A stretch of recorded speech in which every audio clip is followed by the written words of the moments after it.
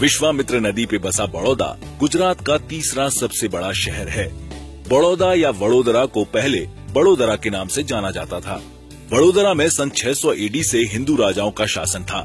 हिंदू राजाओं ने बड़ौदा पर 13वीं सदी तक राज किया। पहले तो चालुक्य वंश ने गुप्त वंश को पराजित करके बड़ौदा को अपने शासन में ले लिया और फिर सोलंकी राजपूतों ने अपना शासन कायम किया। इस समय गुप्त और चालुक्य राज्यों के भारत में सोने के सिक्कों का प्रचलन था। दुर्भाग्यवश बड़ौदा में इन सिक्कों का कोई प्रमाण नहीं है। 16वीं सदी आते आते बड़ौदा पर मुगलों का राज्य स्थापित हो चुका था। बड़ौदा में मुगल सिक्कों का प्रचलन आरंभ हुआ। उस समय सिक्कों पर मुगल बादशाह का नाम लिखा जाता था और सिक्के चांदी के बने होते थे। साथ ही इन सिक्कों का आकार चौकोर होता था। सिक्कों पर फारसी लिपि का प्रयोग होता था। 1700 आरंभ होते होते मुगल राज्य के लिए मराठा एक चुनौती पेश कर रहे थे। 1705 में पहली बार मराठा सेना ने गुजरात की ओर कूच किया।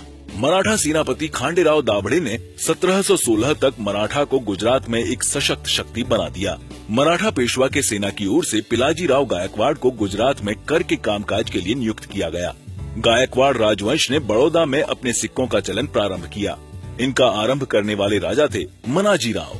उन्होंने बाकी मराठा राजाओं की तरह मुगल बादशाह शाह आलम के नाम से सिक्कों को चलाया, क्योंकि मराठा ने दिल्ली पर पुनः मुगल राज्य को स्थापित करने में सहायता की थी। देवनागरी में म लिखा गया था, जो मनाजी राव के नाम को दर्शाता था। म शब्द ही मराठा सिक्कों को मुगल सिक्कों से अलग करता था। सन 1800 में आनंद राव ने गायकवाड़ राजवंश की बागडोर संभाली। उनके समय में सिक्कों के ढलन का काम अहमदाबाद में होने लगा। अहमदाबाद टकसाल का चिन्ह अंकुश सिक्कों पर अंकित किया जाने लगा और देवनागरी में ग अंकित था, जो गायकवाड़ वंश का प्रतीक था। कुछ सिक्कों पर शाह आलम द्वितीय का नाम अंकित था। वहीं कुछ सिक्कों को बड़ौदा की टकसाल में ढाला गया था और उन पर मोहम्मद अकबर द्वितीय अंकित था। साथ ही साथ में गायकवाड़ राज्यवंश के प्रतीक के रूप में तलवार भी अंकित थी। आनंद राव के राज्यकाल में गायकवाड़ ने अपने आप को मराठा से अलग होकर एक स्वतंत्र राज्य घोषित कर लिया और साथ में ब्रिटिश राज्य की मान्यता प्राप्त की। 1819 में आनंद राव की मृत्यु के बाद उनके छोटे भाई सयाजी राव द्वितीय गायकवाड़ को राजा बनाया गया। 1819 से 1847 तक उन्होंने ही कई चरणों में सिक्कों में कई बदलाव किए। तलवार की आकृति की जगह बदली गई। पहले चरण में तलवार जुलूस के बाईं तरफ थी, वहीं दूसरे चरण में इसे जुलूस के ऊपर रेखांकित किया गया था। सिक्कों को चांदी और तांबे से बनाया जाता था। 1847 में गणपत राव ने राज्य संभाला। उनका शासनकाल लंबा नहीं था, परंतु उन्होंने अहम बदलाव किए जो आने वाले गायकवाड़ राजा ने भी अपनाए। उन्होंने पहली बार देवनागरी में श्री को अंकित करवाया और साथ में शमशीर के साथ फूलों की आकृति भी बनवाई। गणपत राव के बाद खांडे राव द्वितीय गायकवाड़ ने इन्हीं सिक्कों की श्रृंखला की रूपरेखा पर सिक्कों का ढलन करवाया। देवनागरी में श्री और खग अंकित किया, साथ ही टहनी और फूलों को चित्रित किया। इन सिक्कों का वजन 5 से 6 ग्राम था और व्यास 18 से 20 मिलीमीटर का। अग्रभाग में फारसी भाषा का उपयोग था, परंतु बहुत से लेख एक साथ लिखे गए। खोजकर्ताओं के लिए इन लेखों को समझना कठिन था। 1870 में बने राजा मल्हार राव ने सिक्कों में फारसी शब्दों को छोड़ देवनागरी शब्दों को अधिक महत्व दिया।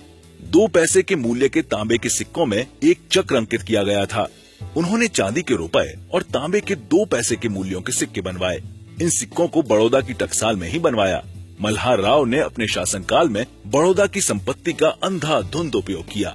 इतिहासकारों के अनुसार उन्होंने ऐसी वस्तुएं बनवाई जो किसी काम की नहीं थी, जैसे सोने का तोप का गोला और मोतियों से जड़ा कालीन। मल्हार राव की महत्वाकांक्षा British resident colonel R Phayre CB तक पहुंची, पर वो कुछ करते उससे पहले मल्हार राव ने रेजिडेंट को विष देकर हत्या की असफल कोशिश की। 1875 में ब्रिटिश सेक्रेटरी लॉर्ड सेलिसबरी ने उन्हें बड़ौदा की गद्दी से हटा दिया। कोई उत्तराधिकारी न होने के कारण महारानी जमुनाबाई ने गायकवाड़ वंश के कई रिश्तेदारों के पुत्रों को बुलाया। ब्रिटिश सरकार की सहमति से गोपाल राव को बड़ौदा का राजा चुना गया। उन्हें सयाजी राव तृतीय का नाम दिया गया। ब्रिटिश सरकार ने उन्हें सर की उपाधि भी प्रदान की। सयाजी राव तृतीय गायकवाड़ राजवंश के सबसे महत्वपूर्ण राजा माने जाते हैं। उन्होंने ही बैंक ऑफ बड़ौदा जैसे संस्थान की स्थापना की थी।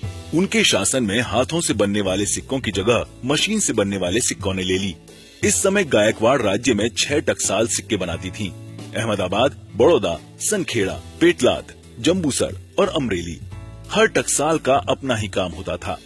अमरेली में सिर्फ तांबे के सिक्कों का ढलन होता था और सनखेड़ा में 1 रुपए के सिक्के बनाए जाते थे। पहली बार इन सिक्कों में किसी गायकवाड़ राजा की प्रतिमा अंकित थी।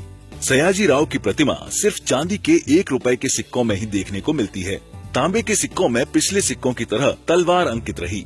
अब सिक्कों पर सिर्फ देवनागरी भाषा का उपयोग हो रहा था। देवनागरी में सिक्कों का मूल्य और सरकार अंकित था। लेख को सुंदर फूलों की कलाकृति से सजाया गया था। 20वीं सदी में बड़ौदा राज्य को ब्रिटिश रेजिडेंट संभालते थे। बड़ौदा एक शक्तिशाली और सबसे धनवान राज्य था, जिसमें 2 लाख से भी ज्यादा लोग रहते थे। पिट्सबर्ग प्रेस में छपी एक रिपोर्ट के अनुसार बड़ौदा के नजरबाग महल में 10 करोड़ अमेरिकी डॉलर का एक खानदानी हीरों का हार रखा था और साथ में कई तरह के अमूल्य पत्थरों से सजे कपड़े भी थे। 1930 आते आते बड़ौदा रेजिडेंसी में अब भारत के कई पश्चिमी हिस्से भी आ चुके थे, जिसमें बॉम्बे प्रेसिडेंसी भी था। 1939 में सयाजीराव तृतीय की मृत्यु के बाद भी बड़ौदा एक सशक्त राज्य बना रहा और सिक्कों को ढालने का काम भी बड़ौदा में चलता रहा। 1947 में भारत के स्वतंत्र देश बनने तक बड़ौदा राज्य अपने आप में ही स्वतंत्र राज्य बना रहा। 4 सितंबर 1948 को लक्ष्मी विलास महल में एक महत्वपूर्ण दरबार हुई, जहां बड़ौदा के महाराजा प्रताप सिंह गायकवाड़ ने बड़ौदा में दीवान घोषित किया। उस वक्त बड़ौदा के prime minister doctor Jivraj Narayan Mehta थे। उस वक्त बड़ौदा के गायकवाड़ सिक्कों के बदले भारतीय मुद्रा रुपए का ही उपयोग किया गया। सरदार पटेल की पहल के चलते 1949 को बड़ौदा भारतीय गणतंत्र का हिस्सा बन गया और 1 मई 1960 को गुजरात राज्य का गठन हुआ, जिसमें बड़ौदा भी शामिल था। जीवराज मेहता गुजरात के पहले चीफ मिनिस्टर बने।